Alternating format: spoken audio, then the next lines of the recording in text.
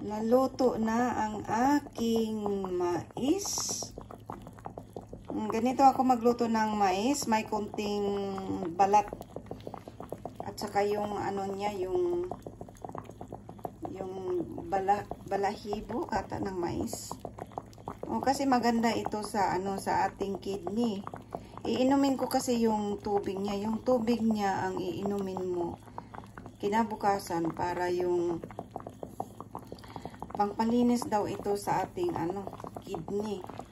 Para siguro alam ng mga ginagawa ito sa taga probinsya. Alam ng mga taga probinsya, alam nila siguro to, yung mga kung paano magluto ng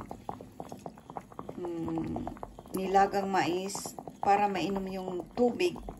Yun ang tubig na ito ang pangpalinis ng natin, yung kidney daw. Kaya bukas ng umaga ito ay iinumin ko.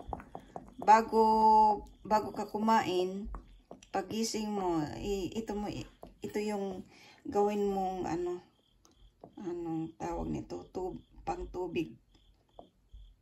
Inumin mo siya. Bukas malamig na ito ay pwede mo na siyang diretso iinumin. Bago ka kumain. Tapos ihi ka ng ihi. Maganda ito sa ating kidney. Kaya ito yung ginagawa ko pag makabili ako ng mais. Ganito talaga ako magluto. Yan lang po. Konting share. Bye-bye.